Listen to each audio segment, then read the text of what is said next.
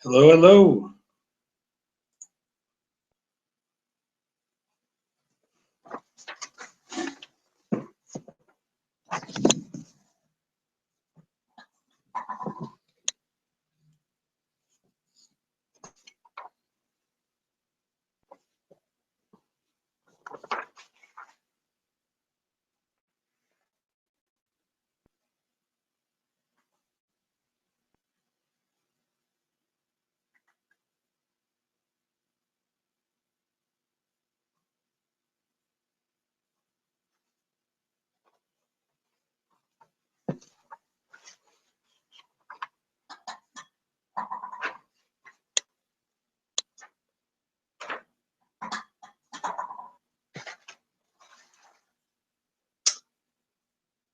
All right.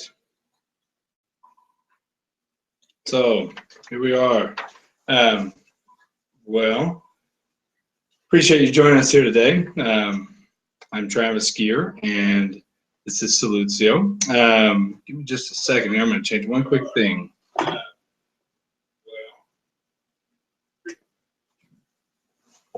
All right. So thank you all for joining us. Pretty excited to have our webinar here with you all there in the Diocese of Peoria.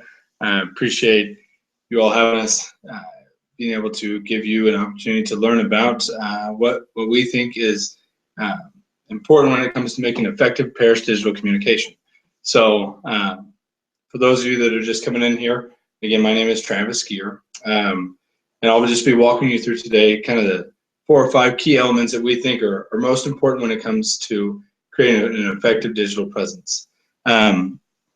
So as we go through the presentation today, I want you to feel comfortable to, on the right-hand side, you should see a location there for comments. If you type comments in there, I will go ahead and make sure and address them.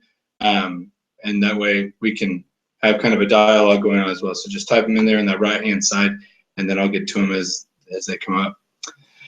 All right, to get us started here today, I do want to get kicked off with a prayer. So those of you that are out there, it looks like we have at least a handful, which is good. If you'll please join me. So in the name of the Father, and the Son, and the Holy Spirit. Amen. Heavenly Father, we thank you for bringing us here today to be able to have this conversation about what makes effective digital communication at the parish level. We recognize that the internet provides us an excellent method to engage not only visitors and those seeking to learn more about the church and this beautiful faith, but also those that are already in the pews that are active at our various parishes where we're at. And so we pray through the intercession of Mary, who followed your will most perfectly, as we say, Hail Mary, full of grace, the Lord is with thee. Blessed art thou among women, and blessed is the fruit of thy womb, Jesus. Holy Mary, Mother of God, pray for us sinners, now and at the hour of our death. Amen. In the name of the Father, and the Son, and the Holy Spirit. Amen. All right. Also, as we go through our time here today, let me know in the comments as well if there's anything that comes up in the way of if the video or audio quality is at all a problem. Hopefully it won't be, but if it is, I certainly want to know that. And the only way I can know is if you guys give me feedback. Looks like we have Father Lampett with us. I hope I said that, Father. So glad to hear it sounds good. All right, the other thing you have to keep in mind and bear with me on is the fact that this is me talking to a screen. So I do my best, and it is hard for me to not know whether or not you're laughing at my jokes. So I really hope that you all find them as funny as I know that I do. So, all right. To get going here, I want to give you just a little bit of background and explain a little bit more about who I am. So, again, my name is Travis Gear. I'm one of the 3 partners in this company that we call Salutio, and we work with Catholic parishes across the country in Catholic organizations like Diocese or vocations offices with their digital communication presence. And it's something that over time, we've learned a great deal about. And I meant to, there we go. It's something that over time, we've we've learned more and more about how parishes operate, what they do, and how they do things. So that's a lot of what I want to share with you today, because we work with parishes as far west as Hawaii and across all the way to New York, North Dakota down to Texas, and points all over in between. So I'm not, I promise, going to make this an infomercial about us, but I do want to make sure that you understand this isn't just a random guy out there spouting off things that he thinks are true. This is what we've learned over the last 10 years that we've been doing this. So, all right. Let's see here. So, and again, I'm going to do my best. Julie, which I should thank Julie, actually. I apologize. Julie, down at the Diocese, was gracious enough to help me promote this to you all. So, Julie, thank you very much. She also mentioned that if you don't have a Google account, you may not be able to live chat. So I tell you what I'll do. I'll also keep my email address open. And if you want to email me questions, then I'll take those as well. So I'll keep my email popped up here as well, and I'll check it from time to time. That way I can see if you're asking questions through that method as well. And to make it a little bit easier, the other thing that I'll do here, let's see. I will also type in my email address. Just a second.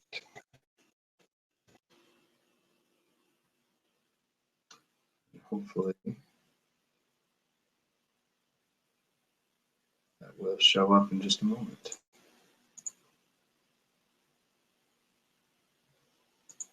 All right.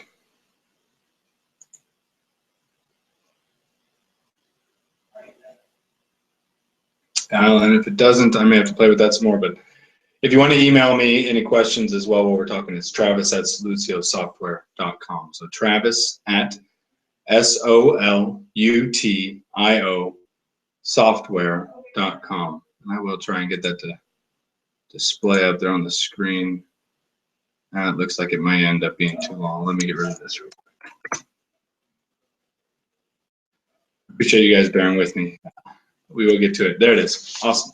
Okay, so I'll leave that up there for a second as well, and you can email me there or put the questions that you may have into the comments also. All right, beautiful. So there's 4 or 5 key elements, and I'm hoping I can get to all 5, but if not, we'll cover at least the main 4. Key elements that we feel like we've seen over the years that make parishes, that allow parishes to have an effective digital communication. The first one, and the most important one is going to be the website. Okay. Now, parishes, this means so many different things to so many different parishes. When you say to them, you got to have a great website. And how do you get a great website? And then once you have it, what do you do with it? So for us, and what we've seen, there are some important pieces that are going to flow into this. Okay. So one of the things that we're going to have that's going to be very important is going to be mobile optimized, okay? And then one of the things I'm going to show here is I'm going to have you be able to take a look at my screen. But one of the pieces that's very important within that mobile optimization is that understanding how many people visit websites on their smartphones, right? And just a moment. Okay, right, so you've got right here, right, you've got the smartphones. And this is how the majority of folks nowadays, in many parishes, are activating or accessing your site. They're getting online, whether they're waiting for the dentist's office or they're taking a break at work or whatever it is, they're going to get online via their smartphone. And so what we need to make sure that we have then is a site that is going to utilize what we call responsive design, okay? So, and I know that this is right, as we get into this, is a detail that's very top level. Excuse me, it isn't very top level. It's kind of into the real meat of it, but it's one that if I don't say from the get-go, I may forget to mention later on. So yeah, having a site that is going to be best viewed, or excuse me, is going to give the best experience when viewed on a smartphone, that will really go a long way in helping to engage folks. So what I mean by this, if you give me just a second here, I will show you. So I'm pulling up a site here for us to look at. I'm going to turn this off for a moment. And then, let's see, I'm going to let you all share my screen, or be able to see my screen. All right, so take a look at this site right here, okay? So what you'll see, so this is Blessed Sacrament in Wichita, okay? Wichita, Kansas, which is a parish nearby where we're based out of.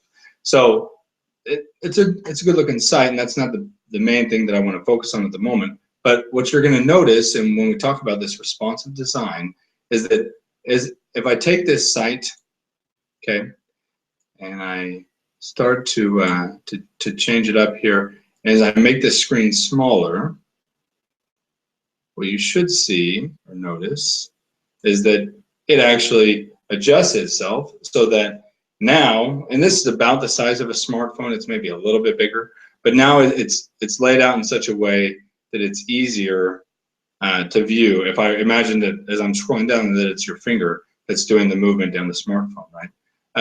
And so it did that automatically. It used to be back in the day, and by back in the day, I mean, you know, like 10 years ago, actually, no, even less, 5 years ago, that you would have to have both a mobile site as well as like a PC or laptop based site. And the problem with that is that it meant you had to keep two things up to date. And that's no fun because it's just more work. Well, by utilizing something like this, like responsive design, it makes it so that you keep one website up to date, and then it gives you the advantage of having both mobile and desktop available. Okay, so that's the first thing I want to stress to you, is making sure that as you're building a new website, or if the website you have right now you're wondering about, the word that you want to hold on to, or the phrase, is going to be responsive design. Okay. All right. Give me just a second here. I'm going to go ahead and discontinue that for a moment. So that's the first point. Now let's talk about a little more top level. Okay. When we look at these sites, and then when we're talking about our digital presence, why do I start off with the website first? Well, it's because that is predominantly where people are going to encounter you, is going to be on the web via a site. And within that, we have to think to ourselves, okay, where are most of these people coming from? I think that when the internet first got kicked off, right, or as sites started to become more and more prevalent, a lot of times it was the visitors. And I don't mean like in the general sense of a visitor, but people who might be coming to your town from another place, right? So they get on the site and they think, okay, so what are the mass times? And maybe they dig around a little bit, but really they're just coming there to find the mass times. Well, that is still important, but more and more what we see when we look at the analytics on our sites, what we see is the fact that most of the folks coming to visit are from the very local community, right? So if we utilize Google Analytics, and if you're not using that in your site right now, I really encourage you to. And when we look at the analytics, what we can see is the fact that when people are coming to the websites, what they are looking for, two things. One, we can look into the geographically, and we can see, okay, like let's say that Blessed Sacrament Parish that we just looked at here in Wichita, where we're located.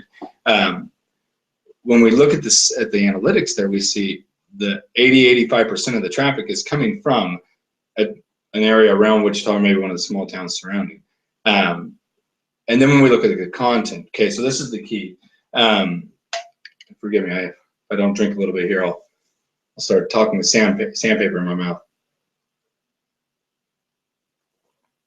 But when we look at the content, okay, that is really what's telling. So a lot of times on our sites, you're always going to try, hopefully, find the mass times on the homepage, or maybe one click in. But when you look into the analytics and you see people are coming to find the ministry schedule, the calendar, or youth ministry, or PSR / religious education, whatever you call it. Now we're starting to see, okay, well, these aren't people that are coming to visit the site because they're from out of town. These are people that are coming to visit the site because they want real information that's valuable to them at a parishioner level. So you have to think when you're building your site, when you're deciding what to put up there as far as updated information goes, keep your current parishioners in mind, because those are the folks that really will be the ones making the most use of this site. Okay, so build it for everyday visitors, meaning your parishioners. The next thing that's going to be important when it comes to having a really robust and effective digital presence is going to be a website platform, that's easy to update, okay? If it has to be coded in, it isn't easy to update. It needs to be a platform that is easy to understand and that hopefully you can find training for as well. We always encourage parishes, no matter who they're working with, if it's a local company, if it's a big nationwide website design business or whatever, to ask for some form of training. What we've learned over the years is that, so we work with a lot of parish secretaries, right? Well, parish secretaries, in my experience, and if there's any on this session with me, then maybe you can relate. And I worked at a parish, so my first at a college, my very first job was as a youth minister. So I know many parish secretaries, or even parish staff in general, is asked to do a multitude of things, right? I was hired. I was hired as a youth minister. And once I was there, my pastor, Father Bernie Georges, great man, very influential in my life, but he failed to mention that I would also be the bus driver when needed. I would be teaching PE as necessary, and a number of other things. So the thing of it is that when it comes to parish staff or parish secretaries, there is a certain level of uncertainty when it comes to how do I keep a website up to date. Not only how do I do it, but what do I put on there? And so we have to break those concerns or those fears down, right? The thing that stands in the way so often of progress in any way or any capacity is fear of the unknown. So that's where this training can come in. So if, let's say you have a volunteer that built the website, right? And I understand stewardship right here in Wichita. I get that. And I understand the value of volunteers. So let's say a volunteer built your website. Well, what I would challenge you to do is to go to that volunteer and be able to say, hey, Bob, we really appreciate the site that you built, but could you show us how to keep it up to date? And that will allow for two things. One, it'll allow to make sure that your site is actually truly easy to update. And two, training and empowering whoever it is that's closest to the information to be able to keep it up to date.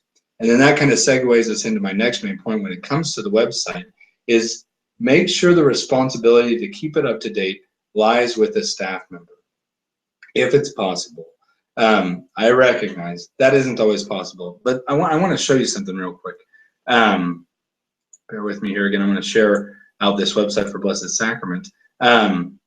What you see here on Blessed Sacrament's website, all this content that's here is put here by about 3 people. Okay. Now this is on the parish side. If we were looking at the school, we'd see something a little bit different. But they have. I'll be very candid with you. They have fully embraced this idea. Anything that goes in their bulletin goes on the website. And you might say to yourself, "Holy cow, that's a ton of content. Where are they even finding the room for it?" Well, a lot of it is how it's laid out and designed. But it's also because it's not all on one person to do the updating, right? Somebody can take care of hospitality, and I know it's not. They don't have 4 different people here, but they can split this work up, right? So different people can have access to different things to keep their pieces of the puzzle up to date. Now, I have no idea, those of you that are out there listening to me right now, how big a parish as you are, or how large your staff is, or if you have to really beat the bushes to find volunteers, or if they're coming out of the woodwork. But what I do know is that if you can build the system right and make it easy to update and have training provided to the people that will be involved, you can accomplish something similar. We see it with parishes that are 150 families up to parishes that are 4,000 or 5,000 families. So it is possible, You just have to have the right pieces in place and the right methods to back up those people. So all this content that you see here, all these different stories, okay, if I click on prayer requests and perpetual adoration, homeschool families, all these things, they've got their calendar right here. These things are kept up to date, not by Father, I guarantee you.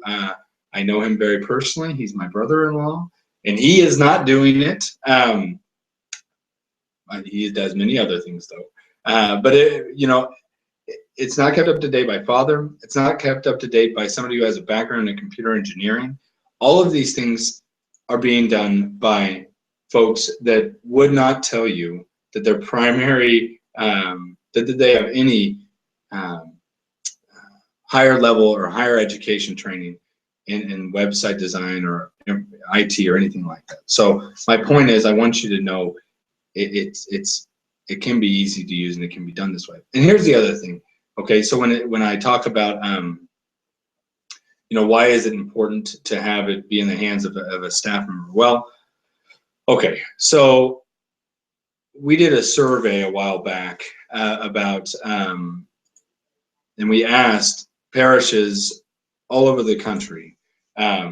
We asked them, when it comes to your bulletin, what are you doing for updating that? Basically, the question was, does a volunteer put your bulletin together? That was the question. We just called, asked secretaries or whoever answered the phone all over the country, who's doing that? Over 85% of the parishes that we talked to said that a staff member kept their bulletin up to date. Why is that?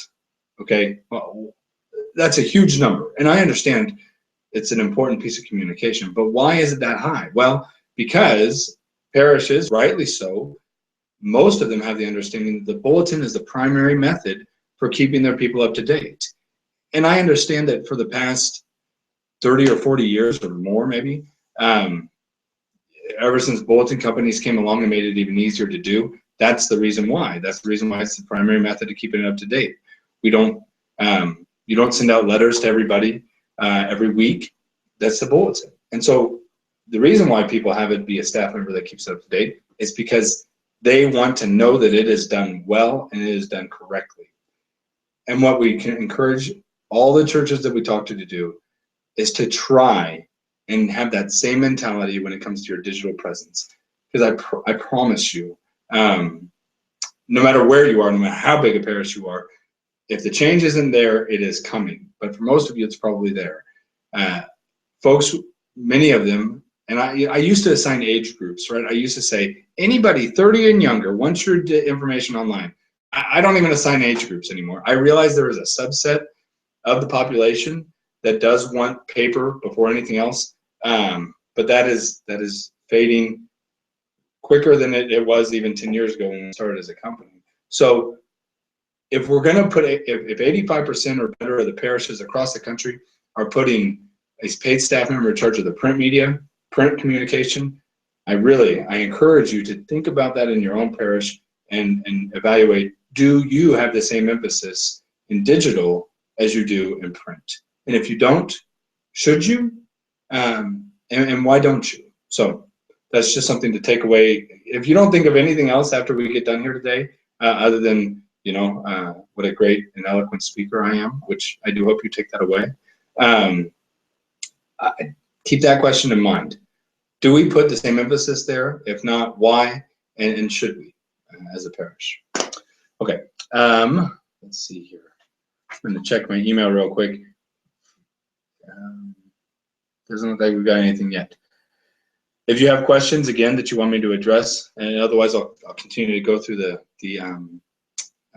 spiel that I have here. But if you do have questions, please remember you can put them in the comments on the right-hand side of the screen, unless, as Julie mentioned, you don't have a Google Plus account, which I'll have to look into that because I meant for it to not be that way. But otherwise, you can email me questions, and I'll pull up my email address again here real quick.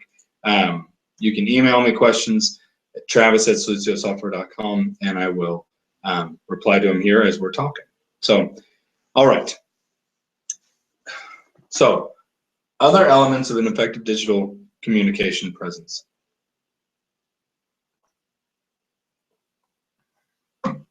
I have to tell you, by the way, anytime my wife asks me if I ever get tired of talking, I say, not a chance. I do hour-long webinars. It's easy. I can talk to myself for forever. All right. So see, that's one of the jokes that I hope those of you out there watching actually laughed at. Okay. So the next things I want to talk about, email. So there's a lot of talk when it comes to digital communication, whether it's at the parish level or just out in the business world or wherever it might be, about social media and apps. Like those are the big things: social media and apps. And do you have one? And what's your Twitter handle? And like me on Facebook and all those things. And they're good and they're useful. But the thing that I feel like people still forget about or don't put enough emphasis on is email. So we're going to take a few minutes here and we're going to talk about that. And what does it mean? How can it be used? And those types of things. So the thing about email that's awesome is that people trust it, right? And what I mean by that is they give you, hopefully, they give you access to a very personal area of their communication. So when you have email addresses for so many, let's say you have email addresses for 25% of your parishioners, well, that is something then that gives you direct access to their inbox. You could say whenever you want. But a couple things I want to focus on then, because if our people are trusting us with this, I think it's an important thing to use. How you build those emails, so what content you put in and how often you send it out, that will help you determine whether or not you're going to be effective in actually making a dent when it comes to their streams of information coming out. Okay, so again, we got to talk about, is it going to be easy, and how are we going to do it? So let's look. All right, when it comes to tools to use to make email communication easy, the first one that we're going to look at here that I like quite a bit is a program called MailChimp. Okay, now there's others that are out there. Constant Contact, another one. But these are two of the primary ones that you're going to see. So MailChimp or Constant Contact. Okay. The reason these are important, and I really encourage you to make sure that you make use of them, is because they make building the email campaign very easy, and they also make it so that you are more likely to bypass filters. Now, I think, if I remember right, Julie, who's watching and here with us right now and brought me in to be able to visit with you all, you and I, when we met at the ICSE conference, and forgive me if I'm misremembering, but I think you encouraged maybe Constant Contact. You can set me straight in the comments if I'm wrong, but and I think there is good value there. And it does cost a little bit more, and I'll be honest, that's why I use MailChimp. But it doesn't matter. If you just get started, that will be the best thing to do. Pick either one. So with MailChimp, for example, this is free. And I'm going to let you kind of see behind the scenes here a little bit about how we do it and what we do and how it works. But when you choose one of these, you can create lists of all of your subscribers. Okay, and we're going to talk in a second how to get a good list of subscribers. And then once you have that, then you can create pretty simple campaigns. Okay, so if I was going to create a campaign and send it out, I click on the campaign button there, and I'm not going to give a big tutorial about the how this all works. I just want you to be able to see in general, what these look like and why they're useful. So you create a regular campaign. I'm going to send to Alan Travis, and I send to the entire list. Okay, so that's me and another guy here. Okay, so what we end up doing. And I'm going to just jump way to the beginning. I'm not going to go through all the details. Oh, darn it.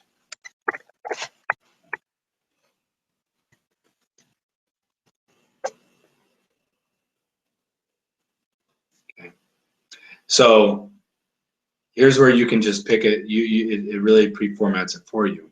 And what's really helpful here is that it's going to pre-populate all the information that's really useful when it comes to getting past any spam filters. And this is the thing, and this is why I tell you, make use of email, but if so, make sure that you do a couple of things, okay? One, ask people to make sure and add you to the non-spam on their, or make you a trusted contact in their list. In fact, Julie right now is telling me in the comments, and you should be able to see them as well, the MailChimp goes to spam and will not go to the inbox of her email. Granted, City's in her contacts, but still every time they send her something and she wants their emails, it goes to spam. So and I think she may have even mentioned that it happened with an email I sent her as well. But the key is, the trick is, because I know that a lot of people that I send to via MailChimp are getting my emails as well, but obviously there's something there that's missing when it comes between me and Julie. So whether it's constant contact, like I mentioned, or MailChimp, they're very simple to use. They pre-populate the information that should, in many cases, get you past spam filters.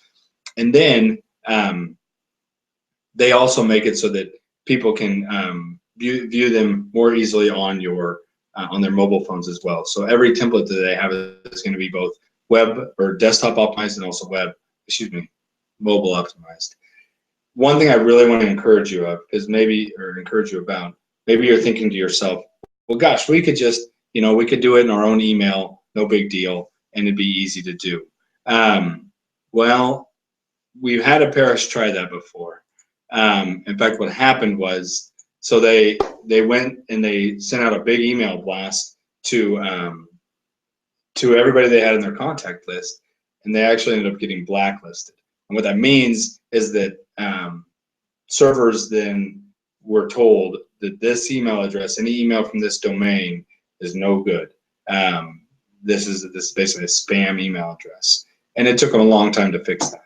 So if you're gonna adopt email as a method for you to be able to communicate, which I'm going to really encourage you to do, make sure you use some form, of an email marketing tool. And those are just two that I mentioned. There's probably another half dozen out there that are effective. Okay, so now that we've addressed that part, how do we get good lists, and then what do we send out in them?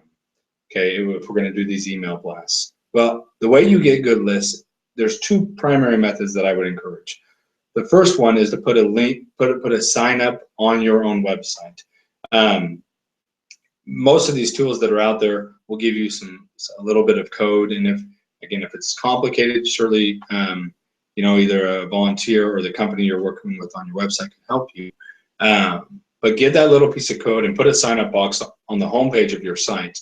And it can just say, sign up for our weekly newsletter, boom, whatever you end up doing, bi-weekly or monthly, and put it out there, and people will use it.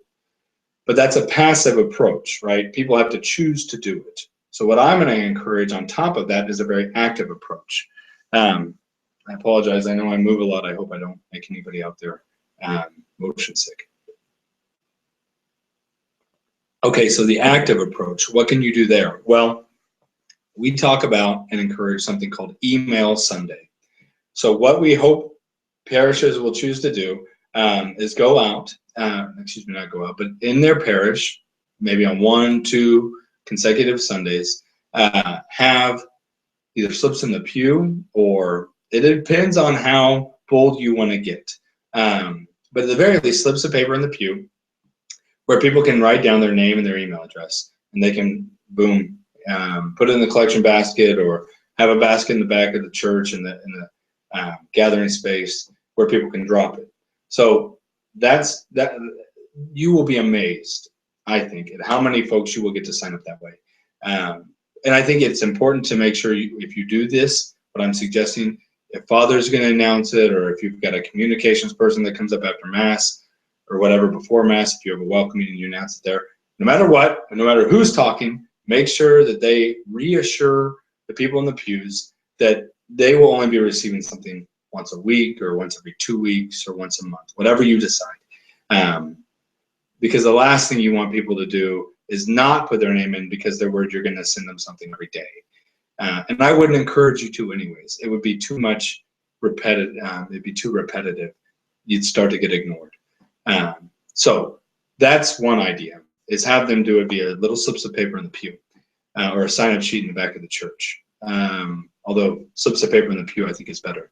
If you really want to get techie, and I don't know how, especially if there's pastors out there, I don't know how you feel about this, but I know how my pastor would feel about it, I think, is to have people pull out their smartphones, which unfortunately we know because we hear the rings during Mass. People bring their smartphones into the church and leave them on sometimes. Have them pull them out, and you'll get their attention. Like, for priests to say, or for somebody, a layperson, to be at the ambo and say, or the lectern and say, please pull out your smartphones, would, like, I think, shock many congregations, many parishioners. But then have them go to, if you've got the thing on your site, have them go to the site and fill it out right then.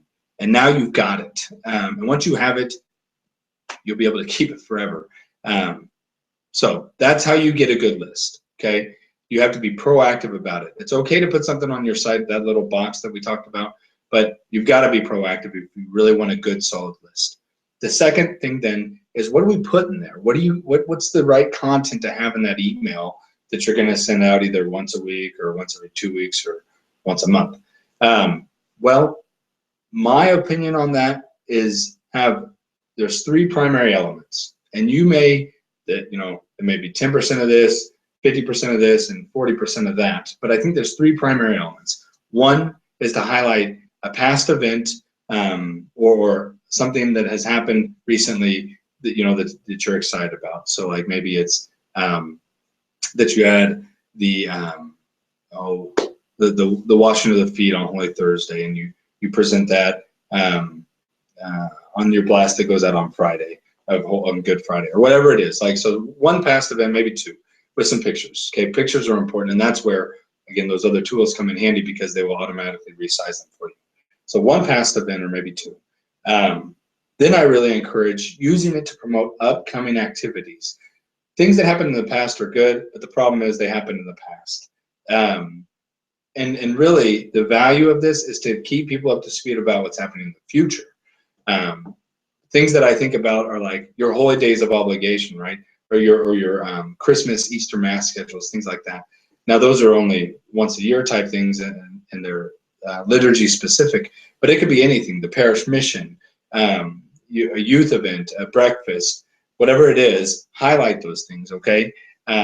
So put out what's coming, right? Remind people. So often, the reason why folks don't come to events at our parishes is because they forget, or they say, I didn't even know that was happening. I'm sure you've heard that. So that's the second piece. So past event, upcoming events, and then I like something that's formative. It doesn't have to be big, and maybe it's just a link to a YouTube video that somebody else has done. There's all sorts of great content out there. But if the priest listening right now and is open to the idea of a short article, or if you've got a longer article that's on the website, great, put that there. And see, that's the other thing about these emails, is that if you're keeping your site up to date, you can give just little blurbs so that you can put more content in there, and then have the links go to your website where the full body of the information is. So that's where these things tie together really well, is that if you have an updated website, then you can just be referencing in that email back to the different sections of the site. Okay, so I'll review that. No matter what percentages you do, although I think if it's me, I'm going to go lower on the past event, so I don't want that to be a tremendous amount of the newsletter. Higher percentage on the upcoming events, because I think that that's really the value of this, is to be able to remind and engage people about what's coming up. And then third, something formative, a link to a YouTube video or an article online, and there's all sorts of good stuff. You probably know better than I do, or something that Father wrote maybe that's on the website, or if you have they have all sorts of different names, but if it's a pastoral associate, or you have a you have an associate pastor or whatever it is. I think that stuff is great. Okay, so that's email. Excellent. You've stuck with me. I'm really excited. Thank you. We're 40 minutes in. I'm going to go for about another 20 minutes. If you do have questions, once again, I want you to throw them out there to me either in the comments or you can email me, and I will toss that email address up there again in case you aren't able to make comments on the video. All right. And actually, while we're give me just a second, I'll also check my email and see what's there. Okay, nothing yet. Cool. No big deal. I can keep talking. All right. The next thing I do want to address then, and I alluded to it a little bit ago, but that's social media. Okay. So when it comes to social media, and actually, again, here I'm going to pull up an example. I'm going to keep things, some continuity between my examples, or at least I'm going to try. And I want to look at the Facebook page for that same parish that we were, whose site we looked at a little bit ago, and that's Blessed Sacrament. Now, the thing about social media, I'm going to address Facebook, and really that's going to be it for today. But there are obviously other options out there. The challenge here, everyone, is that there are so many options out there, right? Like you could literally choose 10 different social media streams to get involved in.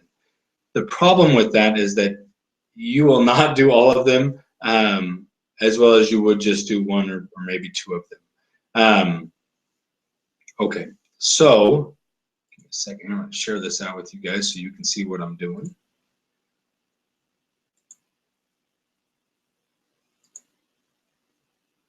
All right.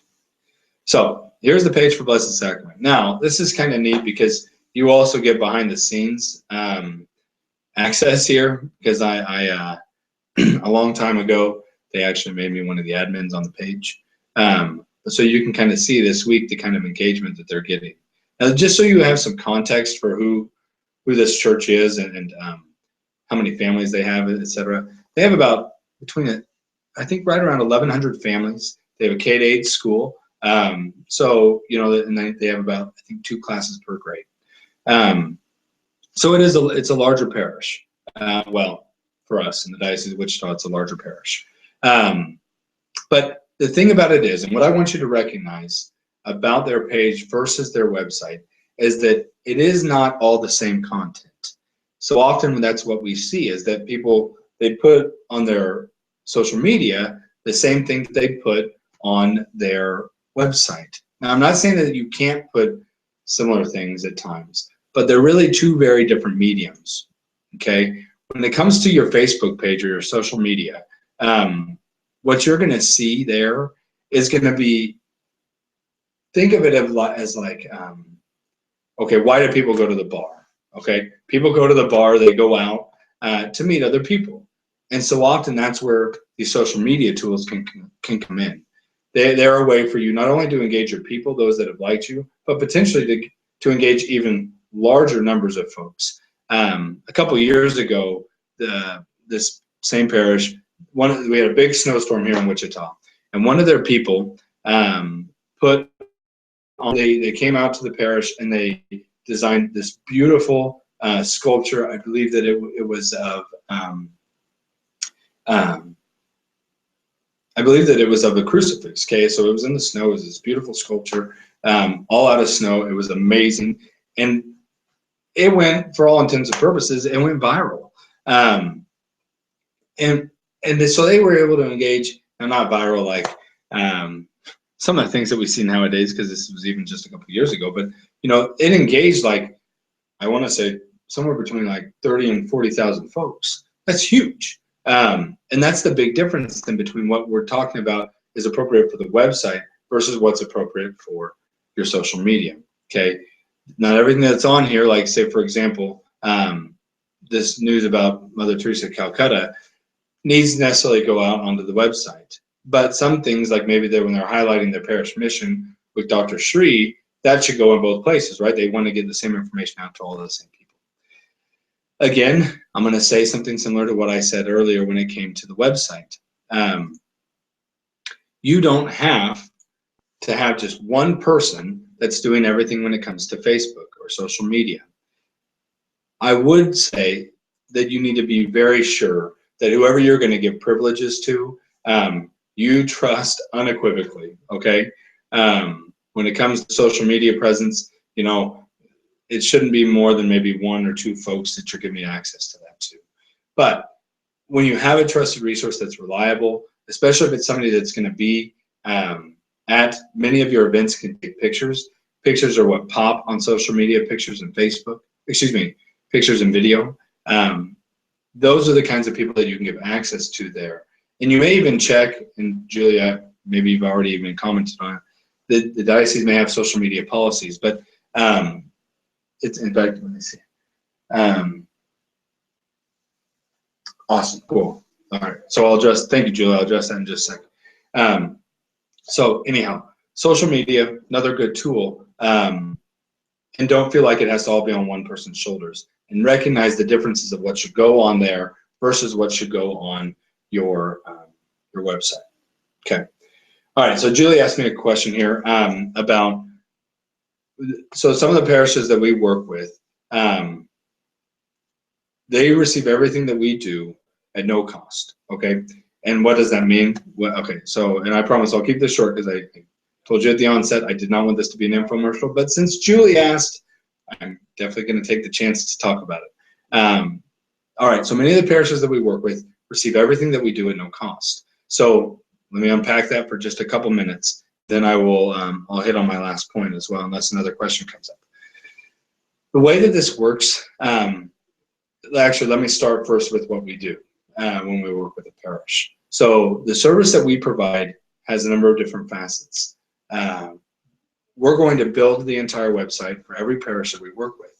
And the reason why this is important to me in particular is because I mentioned early on my experience at the parish level, being a youth minister, and then having a number of other things added to my plate along the way. And then, I didn't say this, but I went and I worked for the Diocese of Wichita. I used to run a program called Totus Tuus. And even there, I experienced it, and I saw it happening where employees that had really good skill sets in certain areas were asked to do things that it was okay that they were asked to do them, but it wasn't necessarily a core competency for them. And I know why that happens, and I respect why it happens, and I know that most parishes aren't able to pay king's wages to any of their people. But for me, and what became so important when we started this business was, let's have websites that are professionally built. The reality is most parishes can't afford that. Some parishes don't recognize that they should try to afford it, but that's a whole different story. So most parishes can't afford it. And the challenge that we encountered was, how do we make it work then? What are we going to do? Because if we're going to consult with the parish, if we're going to build a website for them, if in many cases we're going to come on site and train them and their staff and volunteers how to keep it up to date, we can't live, and our children can't live just simply on the goodwill of these parishes. They've got to eat and have a home. So here's what we've done, and here's how we operate. I'm going to pull up Blessed Sacrament again so that you can see that site, because actually this is how we work with them. You'll notice on many of the websites that we provide, there is somewhere on the site, in this case right here on the right hand side, where you see, actually I don't know that you can see my mouse, but if you look under the forms and to the right of the word service, you are going to see some advertisements. And then if I scroll down a little bit further, you're going to see a handful more at the bottom. Every page that I'm going to go to, and maybe you noticed it when I was going through this earlier, but every page that I'm going to go to here, you're going to see that. So if I go to the history page, okay, you're going to see advertisements on the right hand side, and then we always put some down at the bottom. And I bet if you were paying attention, you may have also seen it on the calendar page as well. So every page you go to, there's going to be sponsorships. We really, really, really do our best to try to make sure that the ads are not going to be too distracting, but at the same time that the businesses are going to appreciate what they're getting. And so we take care of obtaining those advertisers for you.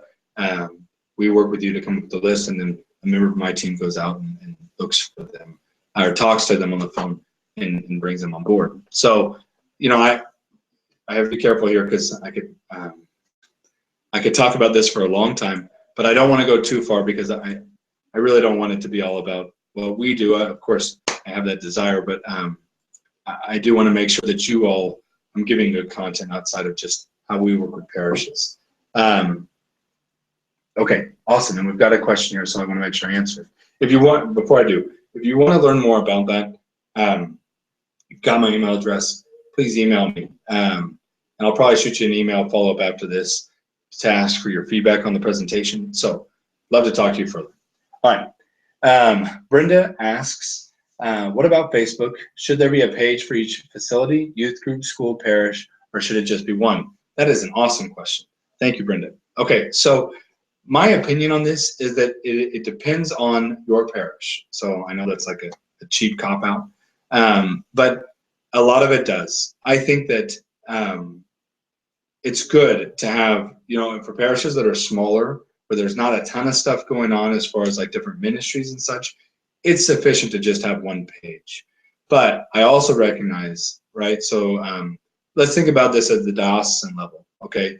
So at the diocesan level, which is right macro of the micro, which is the parish, at the diocesan level, you will hardly ever see a diocese that has just one Facebook page, right? They're going to have a Facebook page for the diocese, that's the official diocesan one. They'll probably have one for youth ministry. They might have one for like faith formation or religious education. So they're going to have maybe social justice is another one. They're going to have multiple Facebook pages, at least in my experience, almost always. And so I think the same can be true at the parish level as well. Here's my thing. Technology in the church, right? Sometimes where they find the most conflict, and they're beating heads together, is when it comes to control within. The best way I can say it is a loose control, right? There needs to be control of the message. We don't want everybody. You don't want 30 Facebook pages for a group that only has, or for a parish that only has just 500 families, and maybe 2 or 3 Facebook pages can get it done. So I think my point here, and the advice that I'm going to give you, is that there needs to be somebody, and again, I think a paid staff member is the best bet, but if it's not them, then a very trusted volunteer that knows who are the different Facebook pages, and that person is an admin on every single Facebook page that the parish and school has, if your parish has a school, and is able to, like, whether it's in a spreadsheet, whatever they use, but they know, okay, here's parish's Facebook page, the schools, youth ministry, religious ed, Ultra Society, whatever it is, okay? I realize if you have a Knights of Columbus, they may be a little harder to keep in line, at least in my experience. But being able to hopefully say, look, it's important that St. John's Parish, somebody who is on staff or is a trusted volunteer, has access to all these pages, so that if something happens and somebody starts posting something crazy, they can go out there and they can shut it down. Okay, I don't want to harp on that for too long. To answer your question, Brenda, yes, I think it's okay and it's sufficient, and in many cases it's appropriate to have multiple pages for different groups. Just be cognizant of who you are as a parish, as far as size and need, and don't create too many channels.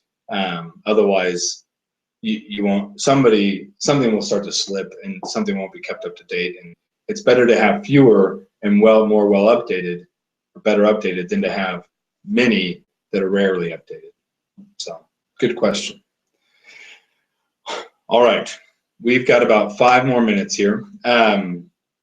So I want to close with one last thing, and then just kind of a general thought. So the last thing I want to hit on here are parish apps or school apps, if there's any Catholic schools on the line.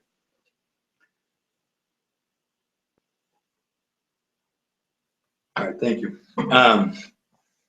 When it comes to these apps, it's been an interesting phenomenon to watch happen, because we got into this business to do websites, And then about 2 years ago, maybe a little more, everybody started asking us about apps. Should we have an app? Do you do apps? What do we do with an app? That's the key question. What do you do with an app? So I think that it's important. I think I've said that a lot, but when it comes to considering an app, consider where it fits in your communication scheme.